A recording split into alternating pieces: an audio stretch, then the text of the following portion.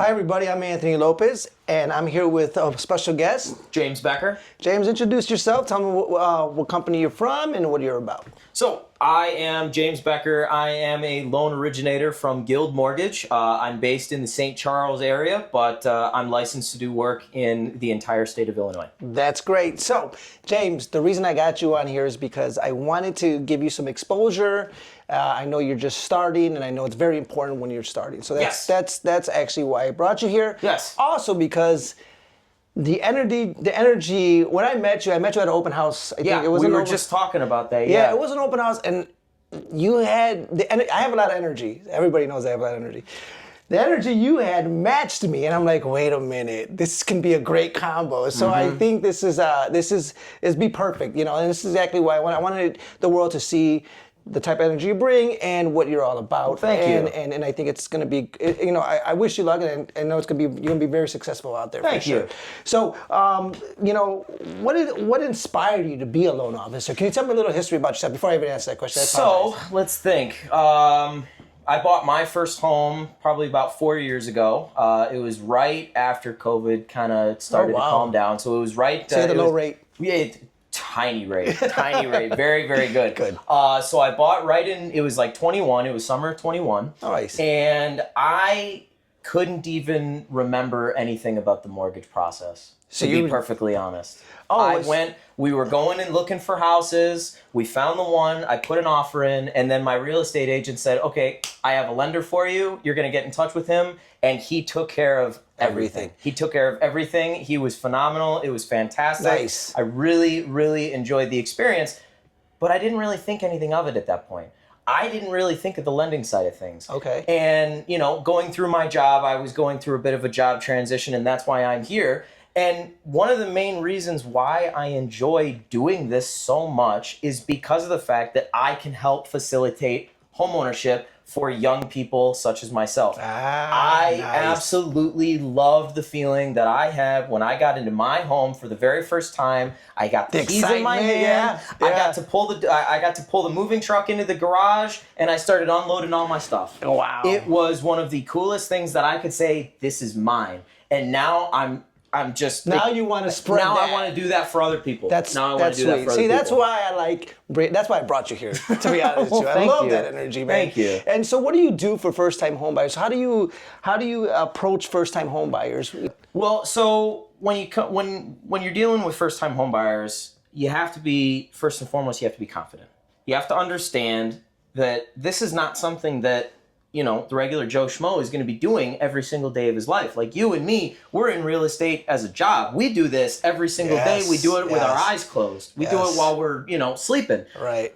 The average person is going to buy 1, 2, maybe 3 homes in the lifespan that they're here on this planet. And so it's like a foreign language to them. They don't really understand it. So you have to be confident. You have to be understanding. You have to kind of take it a little slow, baby steps with some of these people. Right, because everybody's different. Everybody's different. Right? It's a case-by-case basis. Everybody's different. Not everybody's going to understand the process as easily as you and me. Absolutely. I know you get frustrated buyers. You probably get a frustrated buyer. Oh, absolutely. They don't like what you say or like what you hear, or they don't like what they hear from you. Yep. And I think people need to be It's difficult when you don't understand. So being transparent is the key you have to be all open of and this. honest. Even though if they don't like it, you have to be transparent because you don't want surprise. You don't want them, because as for me, I work on referral based. A lot of my clients are referral based. So you do good for somebody, they're gonna tell their cousins, they're gonna tell their uncle, and et cetera, et cetera. Exactly.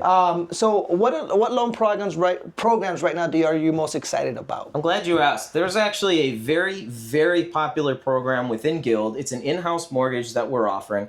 It is a 1% buy down. So what this essentially is for the first 12 months of the loan program, Guild Mortgage on our dime will actually drop the interest rate by a single %. So if your client is approved for, let's say, 6.5%, right? We get it through underwriting, everything is done, it's good to go.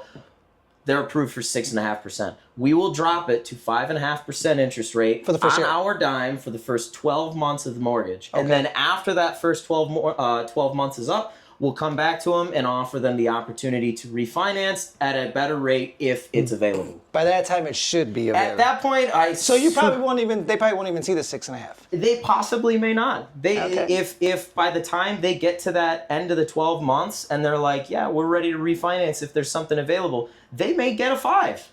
And at that point, we'll drop it to 5 for them.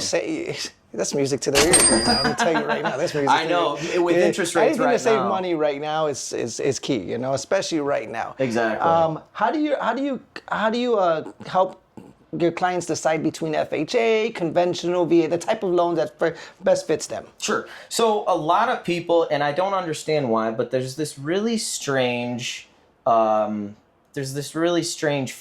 of FHA loans. People hear that it's a government loan and they go, "Ooh, I don't want anything to do with that. I don't want to touch that." They think about the restrictions. They think about the and all that. restrictions. They think about the potential problems. At the end of the day, there's nothing wrong with FHA loans. Absolutely not. It's just a different way of financing. You know, instead of Fannie Mae, Freddie Mac, it's the federal government. And, you know, it's not the boogeyman that people make it out to be. Right. And that's a lot of times I hear, you know, on the MLS, I see sellers are not accepting FHA, conventional. Yep. And the house was nice. It's moving ready or whatever. It's been on the market it's past the 90-day threshold or whatever.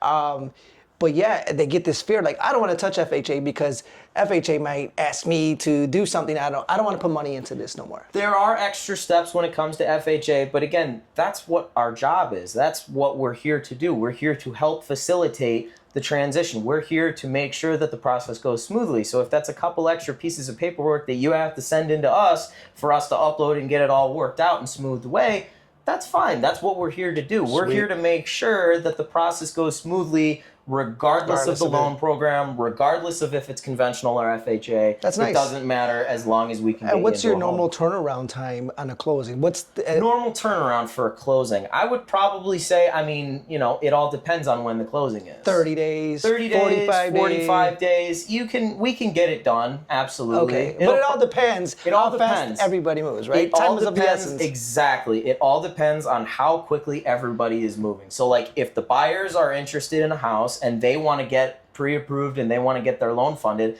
they need to be on top of things as much as we are. So they got to get us the proper documents, and then we have to take said documents and put it into the respected systems. So what can you real quick walk me through a process for those that don't know what the process is on the loan officer side? Sure. What is because a lot of people have this misunderstanding that I turn in my documents. What are we waiting for? What are we doing? So they don't know the whole back end of this, right? And that's where the frustration begins. Yes. You know. So typically, so if I'm one of your clients, right, and I submit my documents, I get under contract, do all that. What is the process behind this for those people that don't understand? So for the people that don't understand, I would probably say, and this is going to be, slightly controversial, but, before going, with a real estate agent, I would probably say best rule of thumb, hammer out the financing first. Okay. Find a loan officer or at least talk to a real estate agent and say, hey, I'm interested in buying a property.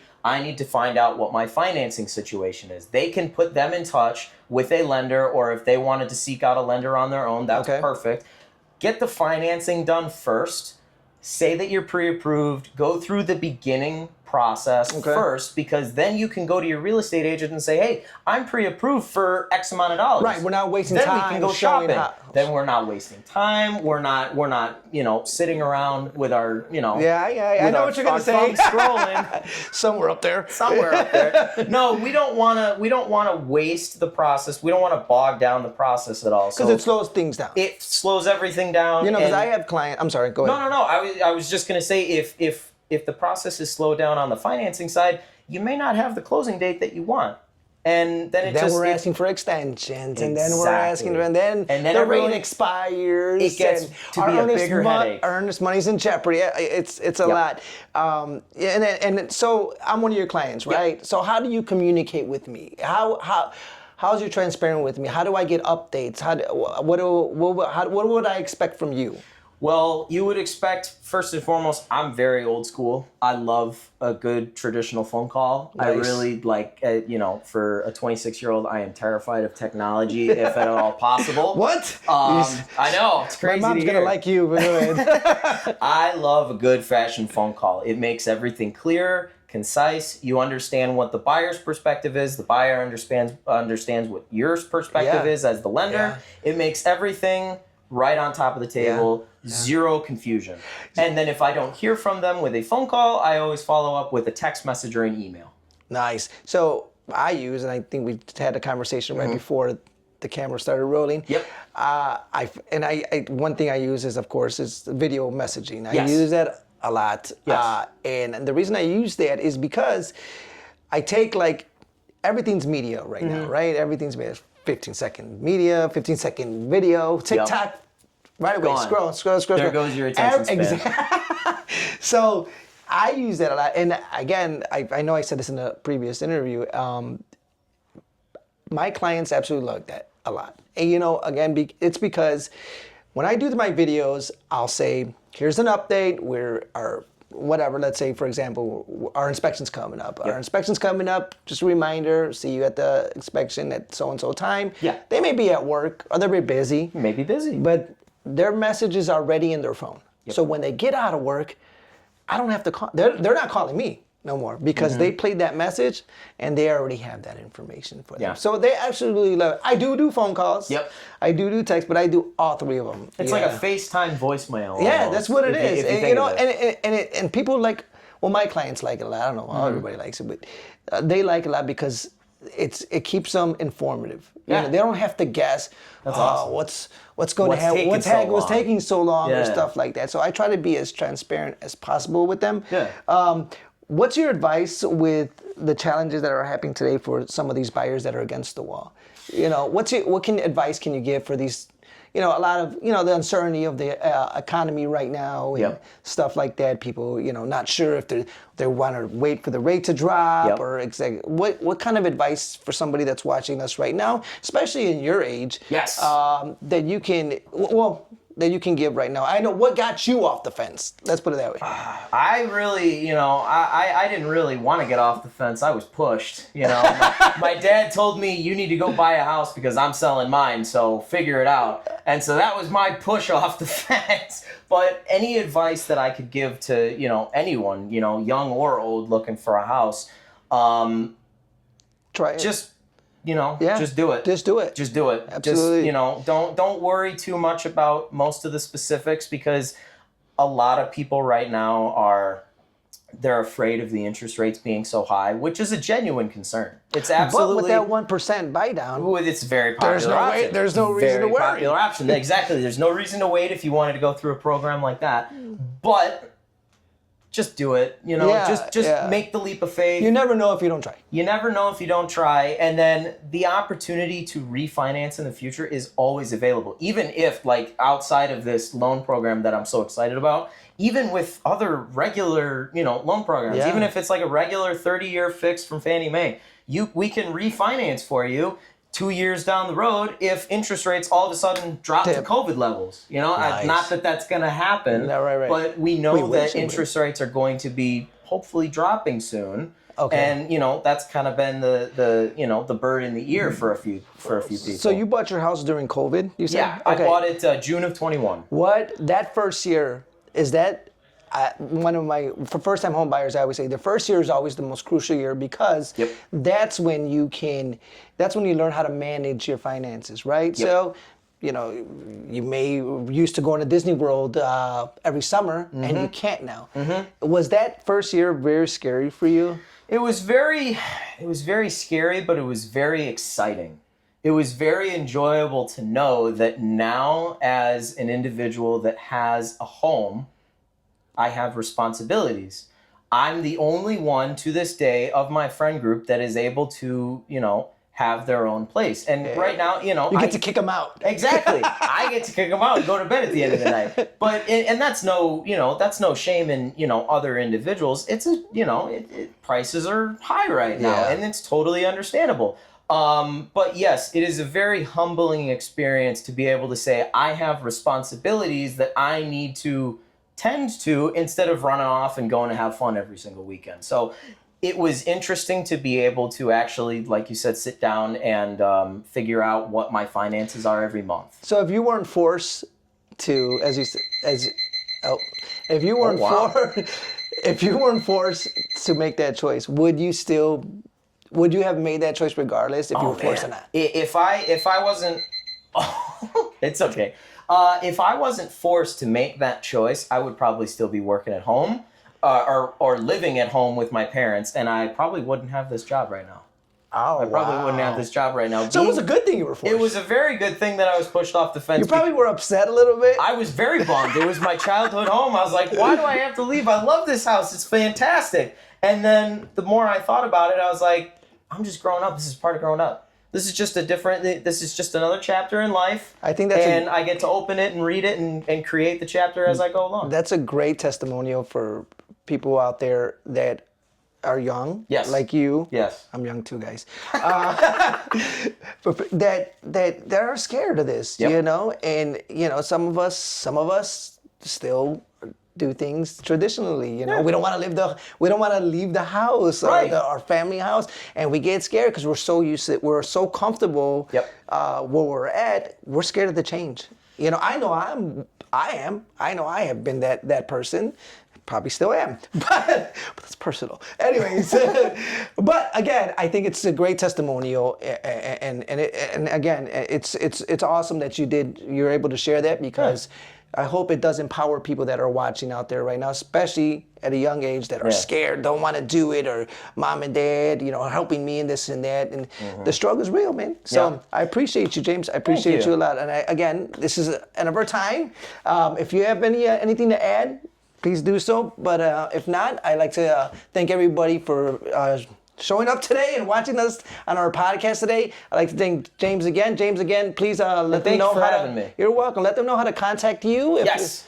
Go ahead. So my advice, the last thing I'll say, again, I'm just going to reiterate it. Just do it. Just go out there, make the leap of faith, make the jump. And life is about change. It's about commitment. It's about ups and downs. And the beauty of homeownership is you get to experience both. And you get to learn and you get to grow as an individual. That would be my advice. And if anyone is interested in reaching out and contacting me, my name is James Becker. Again, I am a loan officer with Guild Mortgage. And my phone number, my direct phone number would be 847-852-6776. Thank you again. I'm Anthony Lopez with Century 21 New Beginnings, and you can contact me at 773-997-9793. If you need additional information about me or James, please feel free to reach out to us via email. Thanks a lot. Thank you.